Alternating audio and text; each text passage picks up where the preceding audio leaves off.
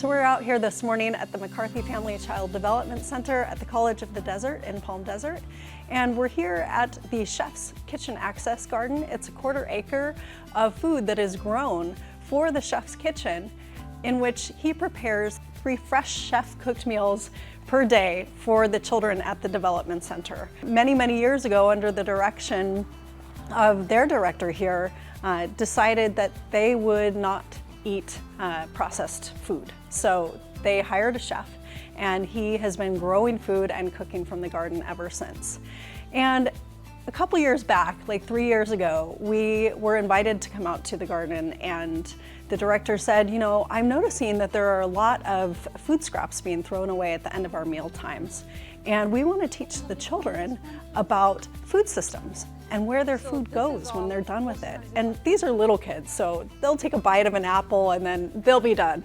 And so we wanted to demonstrate to the children, teach them from a young age that when you take your food scraps and you put them in the compost bin, and the compost bin goes out to the soil or to the garden or the compost pile, that you can turn those food scraps back into healthy living soil, which then grows food.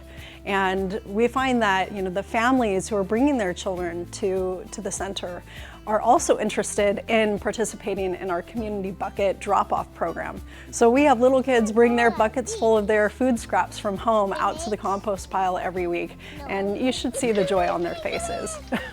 So we've created a closed-loop food model here at the College of the Desert so that the children can see that their food is grown from the very food scraps from their meals.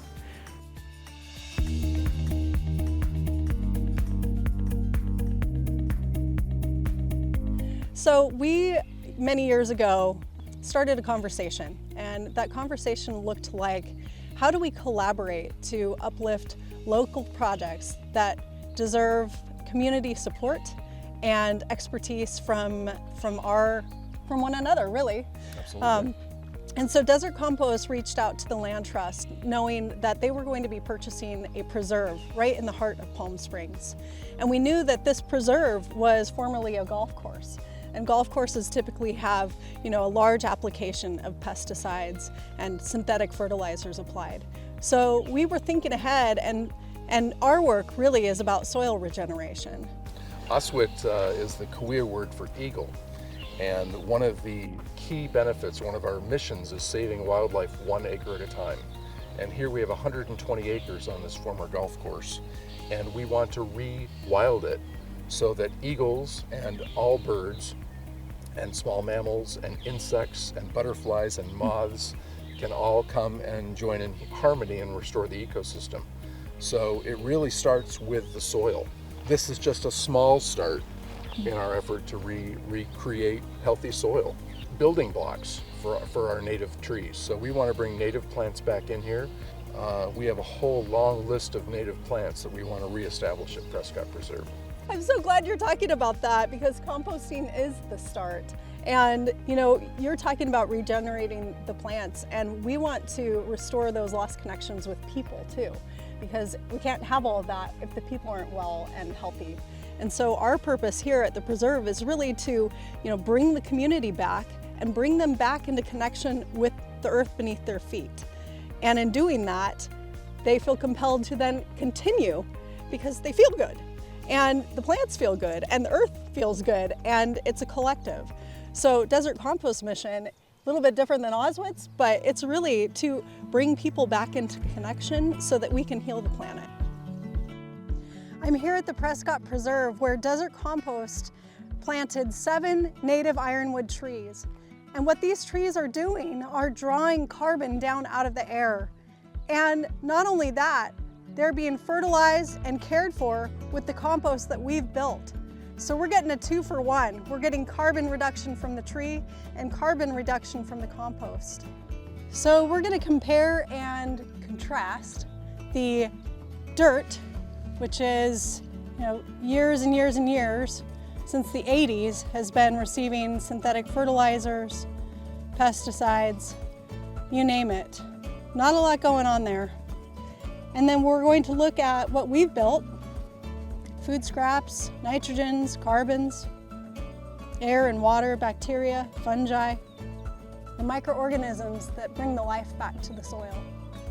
And we've taken this vital soil and we are using it to nourish the native plants that we're bringing back to the preserve.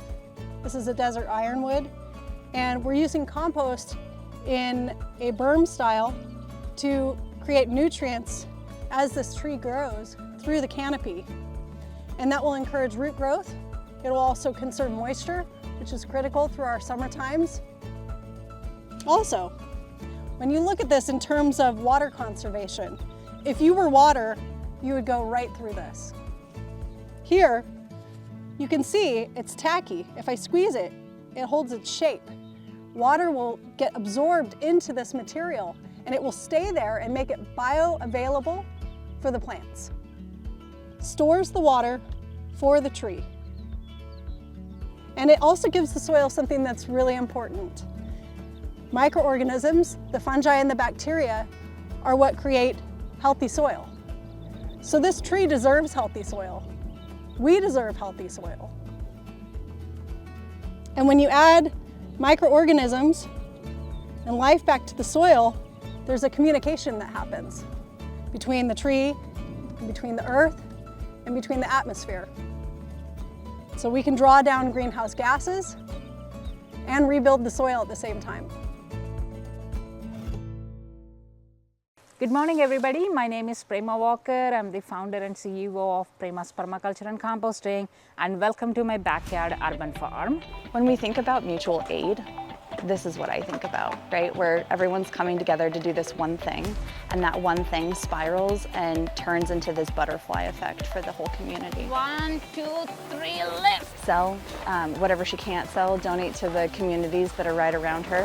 When you look at it from a geographical standpoint, there are disadvantaged communities in every neighborhood around here. So you really do have a chance to make a difference that's literally in your backyard. Okay. I think that we see this a lot in places like LA, right? Where they're turning their front lawns into green spaces that the community can access. But you don't see it a lot out here. So I feel like Prema's Urban Farm is the first of its kind.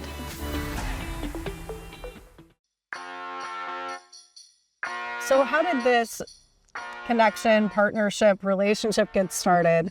Like any good relationship, it takes time. And we started this conversation over 3 years ago. Yeah, it was in the middle of the pandemic, I think. It was. Everybody was locked inside.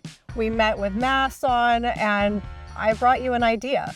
You did. Yeah. And I come from an improvisation background, so I'm all about like yes-anding, and so I thought it sounded like a good idea. And for all sorts of reasons, a good idea for something to try. We can give it a try. If it's not the right space, we can move it with the affordable housing that we hope to build. So when we think about housing people, we also think about feeding people. And that was a continuance of that conversation where United Methodist Church has a social justice initiative, really, and their social justice group and I connected, and we talked about how we might be able to improve social justice, and not only that, but connect it to food justice and climate justice. So when we first started talking, I shared with Pastor Jane that the city of Palm Springs was hugely supportive of this project and that we would apply for a grant, and that grant would fund a site operator here and all of the infrastructure to create this site. So in doing that, thankfully the city accepted our proposal and they funded the initial site. We received a second round of funding that has now allowed us to install food access gardens. And we had folks in the church that were very interested in getting this project going. So another part of this conversation was the food justice initiative, and United Methodist Church feeds people. They have a feeding ministry here, and every day of the week, the public or people who are food insecure can receive fresh meals. And at the end of the day, inevitably, there's always something that was going in the garbage. So when we first started talking, we talked with the kitchen staff and I said, how much do you think is getting thrown away? And the conversation was like, oh, we don't throw anything away. That's the hilarious thing. Like, none of us, I don't think, realize how much food is left over it just amazes me now that I'm, putting my stuff in a compost bin, little thing. So I think there's a real story of stewardship here. And United Methodist Church said, we're covering all these other areas. We're feeding people. We're going to house people. We also want to take care of the planet. And so this was part of their climate justice initiative, to be able to steward the land the same way with the same care that they steward the people. And have fun. And how Always key in my book.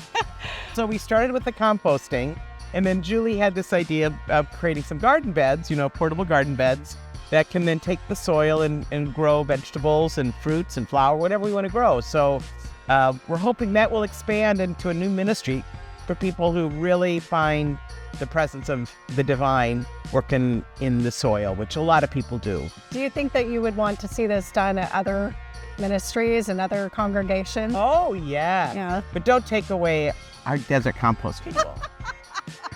We here to like stay. them. Jealous.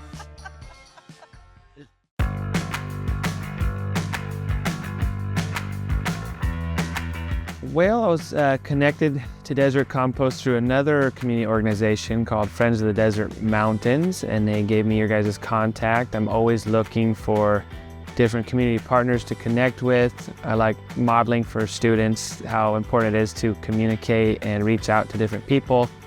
And then that takes our learning outside of the classroom. We're not just showing you stuff here, but we're communicating, sending emails to people. Be courageous to reach out to other people, to help you, because that's how it all started.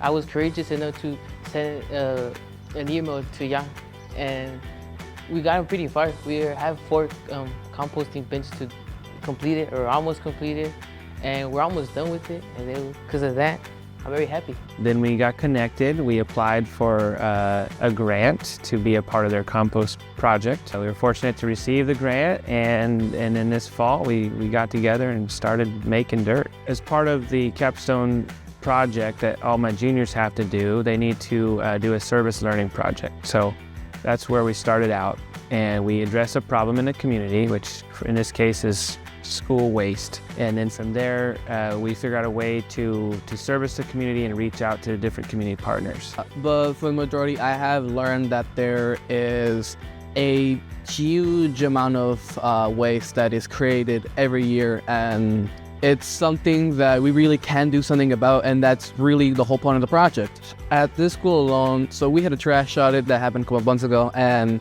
in a single morning, almost 500 pounds of trash was weighed in. And in a school year, that is easily over 100,000 pounds of trash made. And that's just from, the morning audit. So that's not counting lunch, the 2 lunches, and the after school trash, which piles up to way more. Here at this campus, which is really next to 2 others, that builds up to easily over I'd say 300,000 pounds of trash.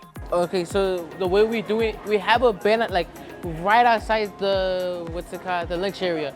The reason we have it in the lunch area, because most of the time kids just grab something and then they throw the rest in the trash can. So we put it right here. It's a big one because most of the time kids see this, and we usually have a sign, and they just start throwing their fruits and the vegetables in it. And so far it's worked. It's been getting full. Specifically in the mornings, it gets really full. And second lunch, we sometimes have to take it back inside and then bring another one again, because it just gets full very, very fast, because kids just don't want to eat their fruits here. Because I understand, because it's school food.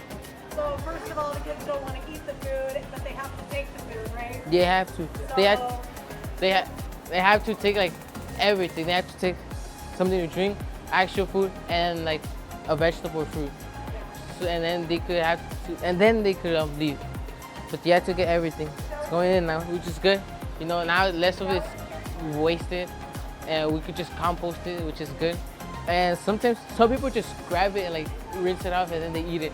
Now that we're kind of full steam, we realize how simple it is. It's fun to get out of the classroom once a week and go mix and make dirt. For me personally, it will leave a good impression, because it's gonna make me seem I tried this one time and it worked out and I really enjoyed it.